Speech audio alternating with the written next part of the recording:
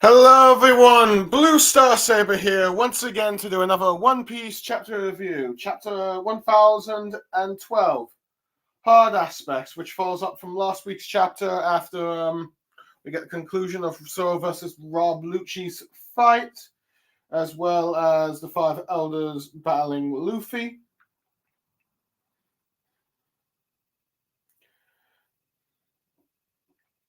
As well as York, as particularly like Marcus Mark was running into York and asking for the location of the lab's face, and also the giant robot is finally moving. Are we going to see these aspects? How the events from the last chapter will tie into this one? Will Marcus Mars find the transporter snail? Will we see the giant robot? Well, we're about to find out. Also, pretty much the next chapter's early translations have come out, so I gotta catch up. So anyway, chapter 1012, Hard Aspects. But before we begin, we've got the cover story of Ogichild Yamato's Golden Harvest Surrogate Pilgrimage, Volume 3. You can have that parting gift, Yamato, as long as you do something for me. In which we see Yamato being all happy about receiving some sort of paper or package. Well, look, it might be a money bag from Kimimon, whereas she looks like she's about to try and set off on some adventure. She's happy about whatever Kimon's given, but Yamato requests that she do something for him. I have no idea what it is, but at the very least, it seems like she's going to do something for Kimimon first before whatever adventure that she's going to do on Wano. Anyway, we'll begin with the chapter. The chapter begins with like the Pathista Mark IIIs have all been neutralized by Nezjuro. Yeah, hold on, let me just five elders. I just want to five elders. I'm still gotta get used to the names. Yeah, Ethan Nezjuro. Yeah, he has finally let's see, neutralized all the Pathistas, with the Marines now increasing their bombardment and trying to make sure that Straw Hat Luffy does not, or Emperor Straw Hat Luffy as they call him, to escape. As well as trying to stop Jewelry Barney from leaving, as she now has control of the Pathistas. As we see in Nezjuro, it's I think drawing his sword, talking about how only at 12 years old, coming about Barney's age, and annoyed that Vegapunk had gave this kind of power to a Twitzy mere child, which is apparently enough to level an entire country, calling this a foolish rebellion that Vegapunk has done against them. And then we see Omi and Kashi saying that they need to get back to the ship. As they comment, there are deadly foes on the island. We see bits of the egghead being destroyed by Marine cannon fire, with the Marines saying don't let them take off, saying that they need to sink the Elbaf ship as they're trying to hurry to the northwest shore. Well, then we see Frankie, maybe shouting move it to Vice Admiral Red King, with him saying that he'll go nowhere.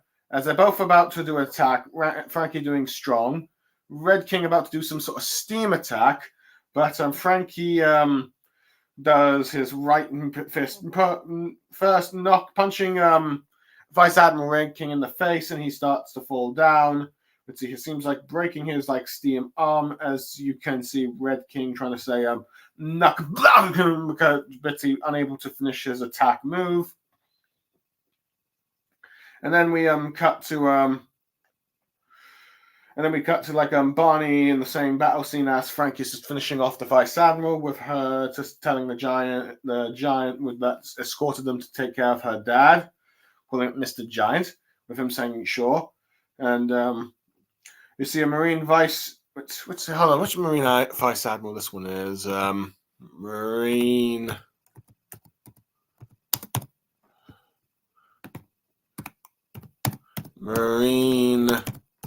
Vice Admirals. There we go. Hold on, let me just. It's the one that looks like Hulk. The one that everyone says looks like the Hulk Hogan. Oh yeah, Pomsky. Yeah. he's seemingly about to try and draw his clam-like weapon against Barney, telling her to prepare to die, saying that they'll never hand a weapon of war to the likes of her, calling her a little snot-nosed rat. But Barney gets annoyed, touches him, saying, don't you call him a weapon. As she then reverting the Vice Admiral into a child, saying that her dad is a hero, calling him Chin Man. But Marine goes like, I'm so weak after being kicked. And then you've got Vice Admiral Guillotine going like, stop it, this just looks so wrong. And she takes down a Marine Vice Admiral. Okay, I'm going to give my thoughts on these few bits here. Well, Nesjo continues to be impressive. In less than 10 minutes, he has taken out all 50, or at least whatever left of the 50 Mark III Pafistas. They've all been neutralized. As a result, there is now no more egghead forces that are on the Straw Hat side that are taking out the Marines. So the Marines are much more able to freely do more bombardment, as we are seeing in this chapter, raising the stakes against the Straw Hats as the distractions for the Marines are no longer there. They've gained control. They've neutralized the Pafistas that they can probably try and arguably reprogram to be on their side again. But hold on.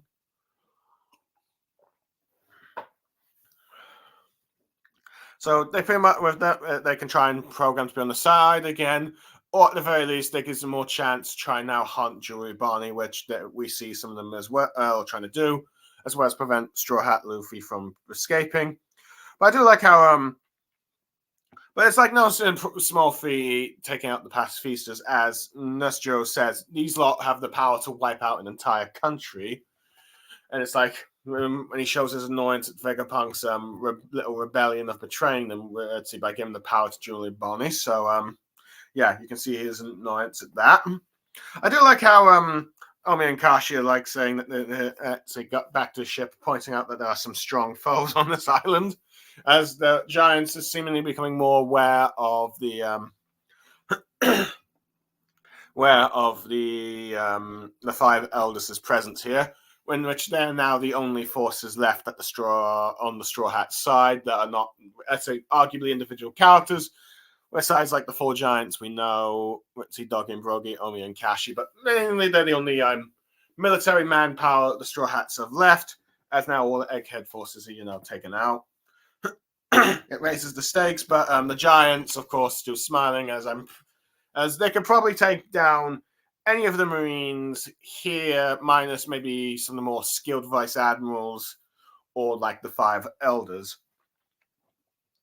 Which, speaking of the Vice Admirals, their stocks, many fans have pretty much said their stocks have gone down this chapter, but the Straw Hats, particularly Frankie's, has gone up, as we actually get to see finally one of the Straw Hats fight a Vice Admiral. I mean, let's see, this has been like particularly Frankie versus Red King, which I think some people predicted that this was going to be a fight. Granted, it's pretty much only just one page, but at least it's something, and at least gives Ritzy a feat for Frankie. It's like Frankie is so strong that he's able to take on a Vice Admiral and take in a single shot. Granted, it's a random Vice Admiral, but it's not one of the elite ones we saw in like the first Buster Call and NS Lobby, or like the Battle of Marineford. But nevertheless, it's still a Vice Admiral, and their powers vary, but at the very least, Frankie is capable of at least taking at least one down. We don't know like the full-on strength of this one, though. We know it is some steam-based ability, which does look kind of cool, but granted, you never get to see him do his attack, but Frankie is just shown to be quicker.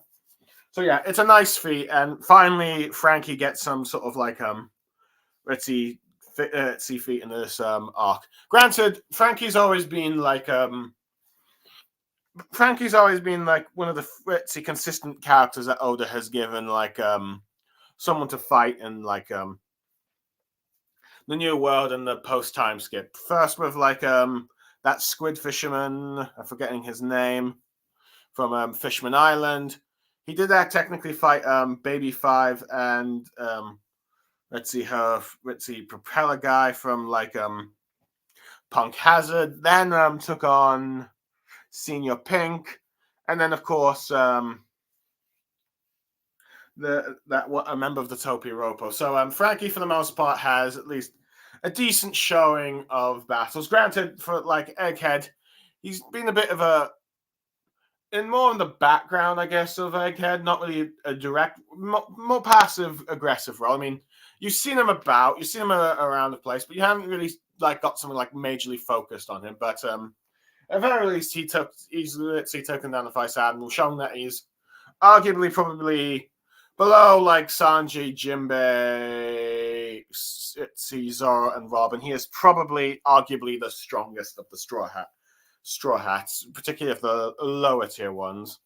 Let's see. If I had to do the rankings, it would probably be Luffy, Zoro, Sanji, Jinbei, Nico, Robin, Frankie, Brook,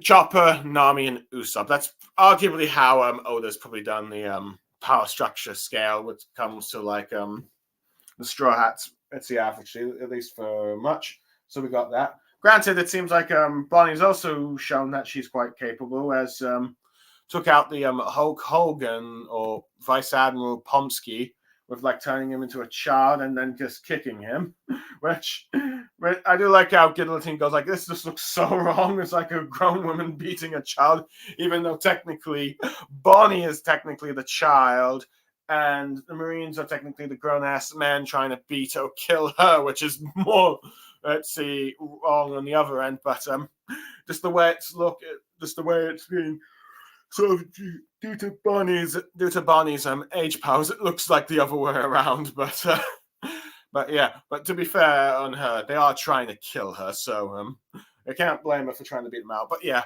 the Vice Admiral's not looking so tough this chapter, but I think that, but at the very least, they're mostly used at the moment for Oda's let's see. Vice Admirals are often used to show just like the strength of like other pirates, like Bartolomeo, Sabo, where they like easily defeat Vice Admirals to show off their strength. In some ways, they're like the Anbu of One Piece. But granted, I'm sure you'll get. There are still a few Vice Admirals I think people like think are strong, or at least respect. Vice Admiral Garp, but granted, maybe view him as like an Admiral level class or Yonko class, depending on how you view it, and or Fleet Admiral, I guess, depending on how you want to view it. And Smoker, even though he usually ends up losing a fight, but he's still considered one of the stronger Vice Admirals. So and arguably the ones from like the Marineford War are probably regarded as quite strong. So at the very least, there's that. But yeah, I do like how Bonnie's like, don't call her dad a weapon. He's a hero. So that is kind of nice to see. It's like says like no one messes with her dad. Granted, it's normally it's the other way around, but given Kuma's current situation, you have Bonnie defending her. Anyway, on the next part of the chapter, we're at the Labo phase, where we are continuing to see Vegapunk's video transporter now message the entire world, where he's going like I believe Shaka is commenting that Vegapunk Stella is not really drinking his coffee, but he says because it's revealed that he's made it too hot and he has a sensitive tongue. With I think Pythagoras going like, that's mean, you already knew that. It's Shaka and all of that, but anyway, as they are having this conversation of coffee, we have 4 minutes remaining, and you see Marcus Mars teaming up with York to try and find the room in which they are having their conversation, in which they're actually are at the room that let's see the video transponders now is having this message to the world, where you hear Vegapunk yowling after drinking more of a sip from his tea. Let's see, with York saying they might have recorded the message here, but clearly they've probably done it in another location. But before she could finish her sentence, Marcus Mars fires a powerful beam, destroying the room. With her saying not to do that and just don't go crazy, but he goes like, With like as you hear the conversation of the Vegapunk saying, "So there's not much time left." With them arguing, well, to use some thermatical elements to take the coffee's heat and convert into some sort of energy or something. But either way, it's in the background of the conversation. As she tries to point out, see them, as she points out the message is still going on, and saying that if she was Stella, oops, I accidentally turned on my Disney Plus. Apologies there. As she's saying, if she was like Stella Vegapunk, she would hide the transmission transponder snail emitting the message somewhere. Him saying that, with Marcus saying that he will destroy the lab then. But York points out that she can't, as the second floor of Building B is for weapons development, and the first floor is the power plant. And the third floor has entire supplies of pressurized gas cylinders, saying that if you destroy any one of them, it'll set off a chain reaction throughout the lab and blow up Punk Records itself. So if he uses his full-on blast attack on all those locations, then pretty much you blow up the entire island. Let's see. So pretty much as York is given that warning, Vegapunk tells her to think where it possibly is, since her neural pathways should be the same as his. With her saying, "I'll stop it, of course. If I add of crime upon crime, it'll make it harder to get along with you folks." As we see her now holding up a rifle of some sort of gun of some sort, or some sort of blaster. Let's see, with one of them, then I believe Mars then senses a small, the voice of a small creature somewhere in Punk Records. With her asking, is it a transponder snail?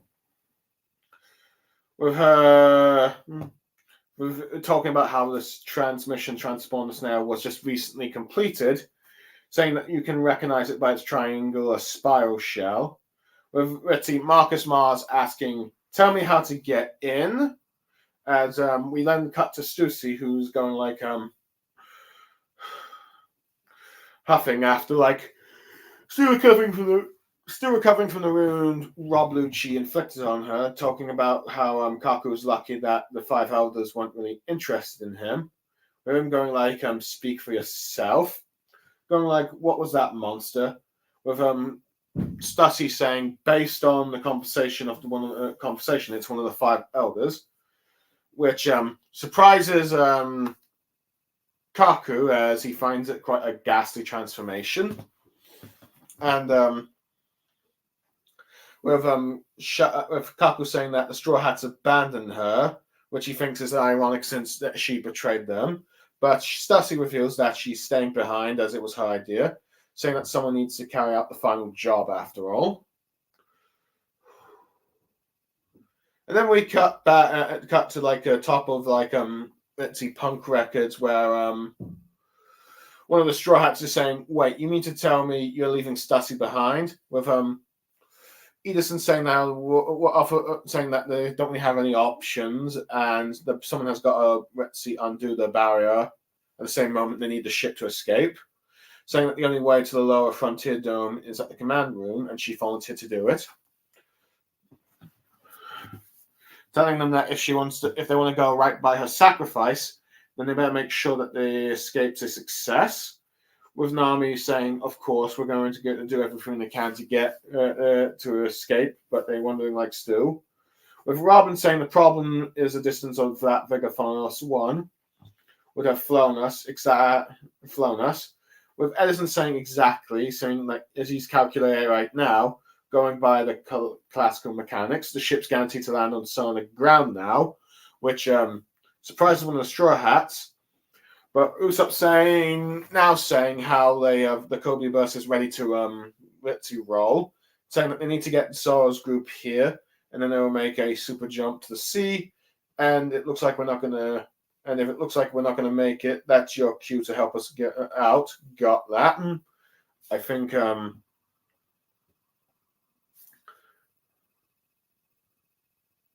Well, Usopp saying to Edison, saying if we're not gonna make it, if your calculations say we're not going to make it, you got to help us out with that. Which you get Edison to laugh, saying that must be hard to be in your ship.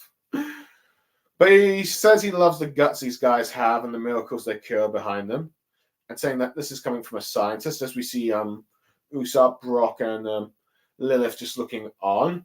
Which he then starts flying down, shocking the others, asking like, "What, Edison?" As he says, "I'll make sure your ship touches down in the water," telling him to trust me. As he simulates an external damage of 78%, as he flies down the Bitsy barrier bit, gets blasted as the people shout out his name, saying it won't kill me, and here he goes as he's about to try and do something. Hold on, let me just see. Hold on, let me just Edison One Piece. Hold on, I'm just trying to see what he's doing.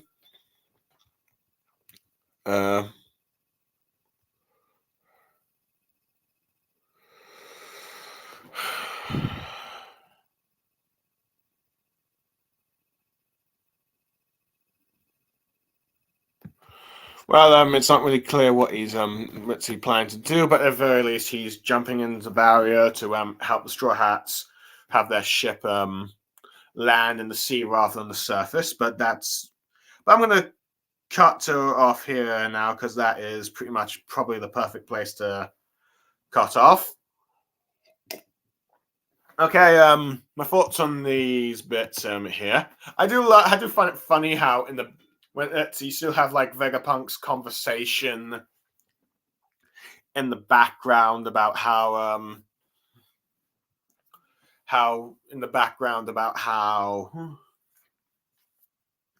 let's see, they're trying to, when he's managed to complete the coffee, but it's just too hot for him, and it's like, too hot, I need to cool down and all that.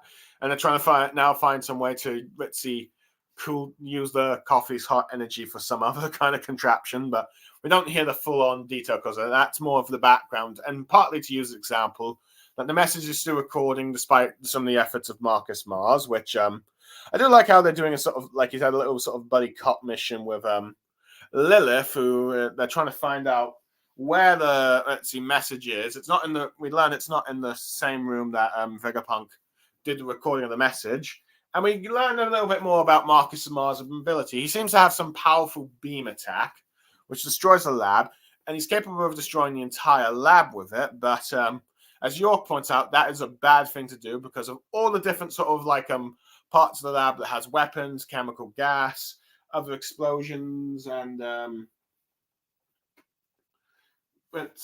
power plants. Another sort of like highly explosive energy will cause the entire island to blow up. And the Five Elders, even though they are calling a Buster Cult, at the very least they need the resources in the lab, and also they can't really afford to destroy everything on the island because there's still some resources they need to take, particularly like the Puffistas. So they can't do that. So you get Marcus Mars trying to get York, since you like share the same brain, you need to try and figure out where to go. And which you're trying to think like Vegapunk, as she doesn't want, she wants to help them, since the more Vegapunk does here, the more crimes that Vegapunk does against the world government, the more add to her, since she's a Vegapunk and might ruin her chances of arguably probably becoming a world noble, at least add to crime upon crime, since she wants to get along with the Five Elders. She wants to be a celestial dragon, but it's possible that if Vegapunk reveals too much of his message, that she won't get her chance for that. But we then learn that she deduces that it seems to be this particular transponder snail with a triangle shape that was recently completed. So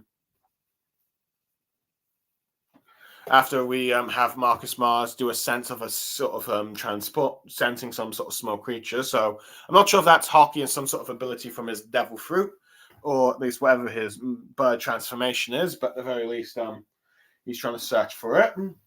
And we finally get an update from Stussy after quite a bunch of chapters. I think maybe like since the start of like the siege of Egghead, pretty much, or the Egghead incident, however you want to word it, where she seems to like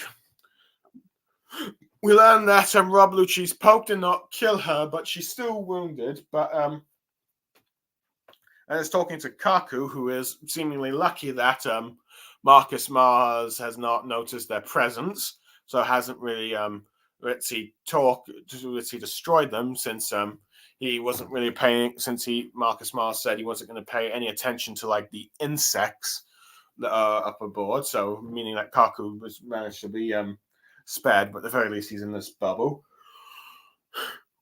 We learn that she's stayed behind, and I do find it funny how Kaku's trying to mock her about how you've been betrayed and all that stuff, but it's revealed, of course, she's staying behind, so she's doing a self-sacrifice. So at the very least, we know that Stussy is not going to join the Straw Hats, and who remains of like the remaining Vegapunks and the Giants and Bonnie, and maybe Kuma, though I'm still predicting that Kuma's going to die. We're pretty much seeing that she's staying behind to sacrifice herself to allow the dome to be open so the Straw Hats can escape. So arguably her fate is sealed. Let's see. Now, whether or not she is going to die, we have to wait and see. At the very least, it's very possible that she could be captured, but if that's not the case and she ends up being killed, then, well, Egghead is just increasing its kill count. In some ways, Egghead probably has the largest kill count I have seen in a sort of one-piece arc. Okay, granted, Wano had a bit of a kill count with like that elder from like let's see, Toko's father and like 2 of the 9 scabbards. Well, so you had like a Rochi and I think Kanjuro dying. So and maybe that one member of CP0, but at the very least, here you've got someone that is a Vegapunk that's not going to die. But granted, given the strategy now, whether or not Oda will kill her or not, I'm still skeptical. But at the very least, let's see, he might do, since Stussy is technically a clone. Stussy is created from a clone based on like Weavile's mother, who's also named Stussy. But yeah. Now, granted, it could very well happen, since this does kind of remind me of a similar situation where you had, I believe, Monette trying to go to like a certain lab part of like Punk Hazard's lab, as she's about to try and blow up the whole place just to kill everyone except Caesar. But of course, Caesar accidentally killed her when he stabbed her, what she assumed was her heart, but it's actually, she thought was Smoker's heart, but it was actually hers. Now, granted, I doubt that she's going to get killed before opening the dome. At the very least, it'll probably happen afterwards if it does, or she gets captured alive. But I wouldn't be surprised if Oda kills her and we get more of the kill count. But speaking of the kill count, we've got a little bit more of an update on Nami's group, where they're a bit shocked that when they're leaving Stussy behind, because the Straw Hats don't really like to leave people behind. But Edison says that she's sacrificing herself and saying that they need to escape to make sure they do that, which they do promise to escape. But they do point out, without the Figure Force 1, let's see, their plan has been sort of tarnished a bit. But I do like how, as Edison also points out, without it, they'll land on solid ground, which of course would destroy the ship. But I do like the enthusiasm with like the Straw Hats being ready to prepare and saying that they gotta just do it. They gotta figure out something. I think I'm telling Edison to figure something out. But I do like how Edison is like amused by the Straw Hats and even admire their guts to try and make miracles, even though he's a scientist. So and it seems like he's willing to now sacrifice himself to make sure they escape by going through the barriers. He's damaging himself by at least 70%. So at the very least, it looks like Edison might be the next Vegapunk to make it not make it out alive, which arguably would kill. If he does die, he'll be the last male Vegapunk to die. So all that's left is now, let's see, with that, that's like, which will mean half the satellites dead, as well as Stella, meaning that only all the female Vegapunks are left, and out of the remaining good ones, Lilith and Atlas. Granted, some people are wondering if Atlas is going to die, which might mean that Lilith is the last one, because at the very least, Lilith is on the Straw Hats ship, so at the very least, she, if I had to guess, she, at the very least, is going to be the one to make it out. Not sure about Atlas. She had a close call at first, but she did survive. So who knows? It might be that she ends up coming out alive. But at the very least, one's gone evil. Let's see, two might be left, and one is currently badly injured. He might still make it, but at the moment he's seen damage, and but the odds are stacked against him right now. So at the very least, yeah, like I said, the kill count is going up a bit. But yeah, I am curious to see what he does. But yeah, let's see. But yeah, Egghead is just full of deaths this arc. I mean, so props to Egghead, I guess. But yeah, also I do like how the Straw Hats are like let's see, showing their concern for Edison, because they probably don't want any more sacrifices. But of course, they are trying to get off the ship, the Thousand Sunny, and trying to make sure it doesn't crash into land. Anyway, we finally I'm going to now arguably probably for the final part of the chapter that I'm summarizing, we cut back to Luffy, Doggy, and Broggy's fight against the 5 elders. Where we see ships being pulled inwards towards the island, as we learn that Jupiter, St. Peter, is, let's see, sucking in all kinds of things with his mouth. You see sucking all the wind into his mouth. You see trees blowing, and I think maybe a bunch of people. I believe they're Marines being sucked into his mouth, which is what a dark way to die. And it's even having trouble with the giants who are just, let's see, running away from it. Well, Doggy, Broggy, and Luffy, with them talking about how it's enormous suction, but let's see, and they're unable to get anywhere. And you see even Luffy's going like, as his mouth is being blown away, but he gets annoyed, going like, that's it, grabs one of the Egghead buildings, saying that if you're saying to the giant, let's see, Jupiter's giant worm, saying if you're that hungry, have a building, as Jupiter notices, but it's too late to stop it, as it goes into his mouth, and it goes so fast in. You see the structures on the back of Jupiter's mouth as he goes like, oh, blah, blah, blah, as it being sown flying, and he ends up being knocked back a bit. But as a result, let's see, the wind's no longer blowing, with I believe Broggy feeling like how that was fun, but at this point, Luffy has gone into his old man form because he's used up the rest of his Gear 5 energy. And the giants are a bit surprised what's going on, particularly, I think, Dory. First, they comment that he's turned into some strange old man, with Luffy saying, run out of food, power, with Broggy going like, you need food, how about some haku, which I think is some sort of Norse, let's see, shark meat meal in actual life, but here it's some fermented shark emerging in rations from Elbaf, as you see Luffy eating it. He doesn't seem to like the taste, and even comments about its smells. With Broggy trying to explain, it tastes good once you get used to it. But anyway, Luffy eats it all, and now he's back energized, and he's going a little muscular, if you will. Muscle! As he's like doing a sort of like energized thing. Some are like treating this as like is this a Cecil bean? I think it's just a general food. But I guess that might depend on the translation they read. But anyway, Luffy's energized again. And you're just getting the giants laughing about the way his body works. It's so simple. As they comment, he's back to his old self. But anyway, we get hold on, I believe this one is Saint let's see, Saint Topman Walkery. I've really got to remember the names. He's charging in and out of them with I believe Dory looking out, saying, look out, it's that boar. With Luffy going Gear 3, going Gum, trying to do the Red Rock attack. I'm not sure if he's using offense arm and hockey. I assume he is at least doing with the way the attacks go. He hits, let's see, Top Man Roku in the head, but he has done no damage to him. In fact, he gets damage himself, and it's like that sort of like cartoony kind of way of like punching something hard, and then like, ah, my arm, ow. We're seeing Luffy's going like, how hard is that thing? Or at least one of them saying it. As Top Man Walker is just staring on after Luffy's attack.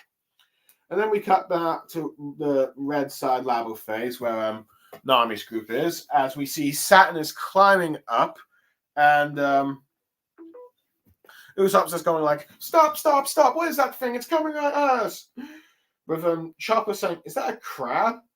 And then we cut to like the northeast shore, where the giant that helped Bonnie and Frankie get to their ship has just been slashed, and we see the one that attacked him is none other than Nurse Juro, which the others are. It's where we see Atlas, Bonnie, and Frankie standing in front of him, going like, "Who is that?" And then we cut to Punk Habit's labo phase, where the actual side of the lab, where the timer's gone 1 minute left. With let's see, with where someone says 1 minute left to Stella, with him saying he knows. With Marcus Mars going, so this is where it is, saying that Fortune's not on Vagapunk's side, but as he's going towards the triangle transponder snail, he looks up, hearing a sort of glub glub sound, which seems to surprise him, ending the chapter. Okay, now for the final bit of the chapter. Okay, we end up learning that Jupiter can suck things up into his mouth, so a powerful vacuum which starts to draw even some ships from a long distance from the island towards them. They're not sort of flying in, but you see a bunch of rubble, trees, and even marines are nearby sucked in, which is a very grim way to kill off those marines. They're being cannibalized by one of the 5 elders, but he doesn't seem to care unless he decides to spit them out. But I'm going to assume that they're dead. But I guess it would, because the 5 elders just view marines as just like insects to be disposable. So it's like they're not going to care about the lives of their grunts, if you will. But it's a powerful suction enough that it's able to slow down the giants, but not enough to get them all sucked in. But which allows Luffy to try and do one last attack with his Gear 5, doing a sort of commercial of, I think, throwing something into like a mouth and then they just say shape the optic back. At least that's what I can recall from cartoons I used to watch. But yeah, but at this point, Luffy is no longer able to go in Gear 5, and that drains his energy, which I was wondering how much longer he was going to go in this transformation. It's because we know that Luffy only has a certain amount of time in this transformation, as we've seen him like fight Rob Lucci, Kizaru, and even Kaido. Granted, the lengths of those fight vary in terms of thing, and it's arguably Oda will have Luffy run out when he needs him to run out, which is probably now. But I do like that. It seems like after all that fighting against the 5 elders, he's now run out and he has to try and recharge. Which I do like how the giants have like some food to like feed him to charge up. Now, I know some people thought that this shark ration was some sort of sensory beam thing for Luffy or like for One Piece, but I think it's just with Luffy, he eats any food and he's energized, as we saw with like his fight against Kizaru and then against Saturn and Kizaru later. So yeah, I think it's just like Luffy, any food is a sensory beam. He eats it, he recharges energy, and he comes back up to fight. So we have that.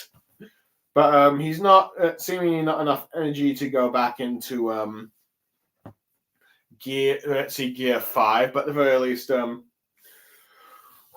because while he managed to take out Jupiter, who is arguably not looking at the moment impressive, but still at least has some decent move. Granted, I think many people have viewed Top Man Rokuri and Nesjuro and Marcus Mars as the stronger of the 5 elders, and Jupiter and Saturn as the weakest of the five elders. But we'll have to wait and see on that bit. But speaking of, let's see, we've got Top Man Welkery, who, with the turn of Gear 3, which has been a while, I will admit, but it's nice to see Gear 3, at least. If Luffy tries to do the Red Rock attack, he's not only able to withstand the Red Rock attack, but he's able to, ends up hurting Luffy, which is quite an impressive feat because Luffy did this similar attack against Kaido, and he managed to at least punch him and that he fell to the ground a bit, though granted he got back up. But here, it doesn't look like Top Man Welkery was affected at all, showing that he's got arguably maybe the most impressive defense that we have seen in One Piece, because it seems like he attacked that punched Kaido to the floor did not affect him, so it boosts his strength a bit. So so Luffy's a bit hurt, though granted. He could probably try and go back to Gear 5 again soon, and maybe that will injure Top Man Welkery, but at the very least, you pretty much have, while Jupiter's knocked out, a bit for at least a while, they're going to be chased by Top Man Welkery, which is probably fine for the time being. So we'll have to wait and see how that bit takes place. Though granted, it may be the giant robot comes out to help Luffy at this point. Who knows? Which I do wonder if Luffy no longer in Gear 5 means the robot deactivates, but hopefully that's not the case. He's heard the sound of Luffy's Gear 5, so now he's going to get up. But anyway, but speaking of an interesting turn of development, we have Saint Saturn coming to attack the more, Nami's group, which arguing means that hopefully, granted I know what happens in the next chapter, but for the sake of this chapter, I'm not going to spoil anything. It means that Usopp, Nami, and Chopper, the weak trio, along with Brock and Robin, get a chance to show some skills against the five elders, particularly Saturn. I don't expect them to win, but I expect them to at least show a decent showing. Since they are an Emperor's crew, they should hopefully hold off an Admiral level class villain for a while before one of the strong players comes in. Now, granted, I assume that Zoro's coming to this, so who knows? It might be Zoro and Jinbei that takes on Saturn, but we don't know. Granted, it could be that the robot comes and helps them, but yeah. Well, granted, Saturn, I think, has still got a major role to play in this arc, since arguably he's the main antagonist for Egghead, and the five elder that's central here, even if he's the weakest one. So I assume that he's going to arguably be finished off by someone big like Straw Hat Luffy, maybe Kuma, or at the very least, maybe the giant robots. But at the moment, we've got something for the weak trio and Robin and Brock to do. So hopefully they can show off some of their skills, because they haven't really had a chance to do that this arc. Frankie has managed to do something. Jinbei and Zoro has managed to do some stuff. Sanchez has done some stuff. Jinbei, sort of, though granted he did do that finishing move against Rob Lucci. And of course, Luffy has gotten the most in this arc, but yeah. But speaking of matchups, the Giants seemingly have their first casualty, which probably to expect if they fought against the Elders. As we got Nezjuro, but granted in a black shirt, looking all menacingly. You see blood in his sword. He looks pretty much like he's got the same intimidation sort of death glance thing like when Zoro thought he was seeing the Grim Reaper. So it's it kind of reminds me of that. So yeah, he looking really menacing, as it looks like he's about to fight Bonnie, Frankie, and Atlas. Now granted, we know that so they're going to fight him for a bit. Looks like they're going to fight him for a bit, though granted. We know that Frankie and Bonnie probably don't stand a chance against this Elder. Granted, we know that Sanji's coming in, and hopefully maybe he'll be able to do something against Nezjuro. Though let's hope that he's not used as an example of being used to show off the strength of Nezjuro, because we've already seen him being impressive by taking out all of the Pathista Mark IIIs. Now, granted, with Atlas in the group, it does make me wonder if perhaps maybe she might end up being killed by Nezjuro, but granted, there's also Kuma there, so he might do a self-sacrifice. though arguably I would probably prefer that more towards Saturn.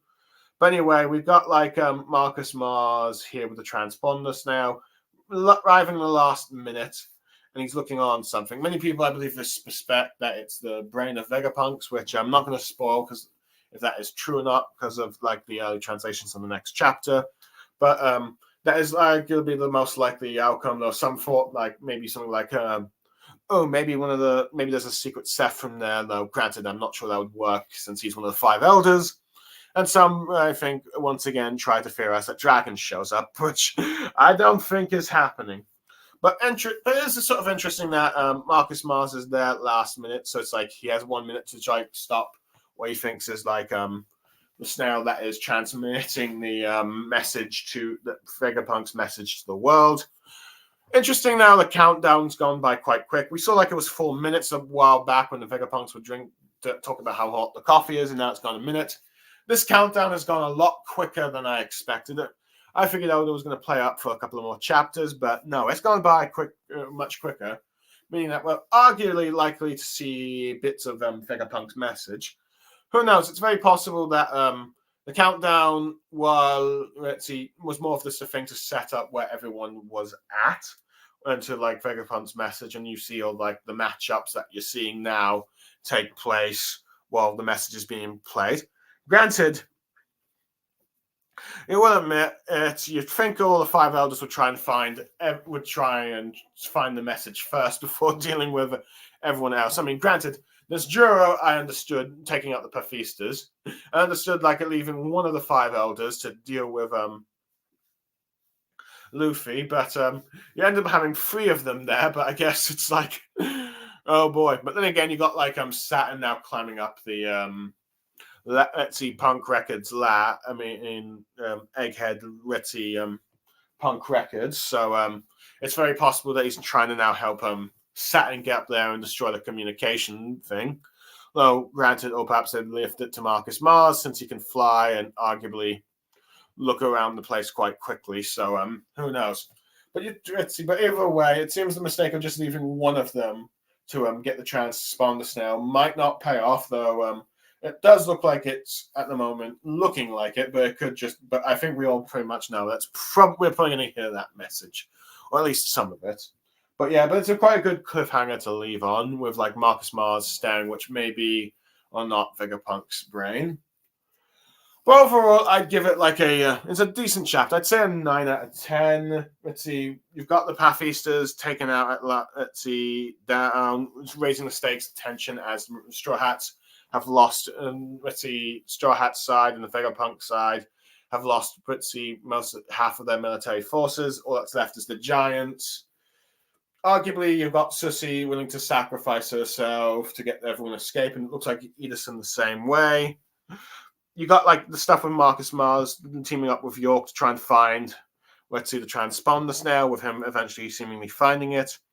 And Frankie and Bonnie showing their skills of taking out at least a vice admiral characters that have shown in Egghead, as well as the matchups of like Frankie's group against Nurse Juro, Nami's group against Saturn, and Luffy showing one last Gear 5 ability of making Jupiter look bad, but at the very least, Top Man Wokui looking impressive when Luffy tries to red rocket him. And arguably, I think Top Man Wokui is going to be regarded as the strongest of the 5 elders at this point. So there's that. And of course, the cliffhanger at the end. So yeah, good chapter overall. I enjoyed it. So yeah, that's all I have to say. So for those who end up listening to my review, I hope you enjoyed what I had to say. I saw some people looking for a bit, but then dropping off. Even though you didn't watch the whole thing, I hope you enjoyed. And but yeah, I hope thank you everyone, and I'll see you next time. Hope you enjoy my stream. Goodbye, everyone.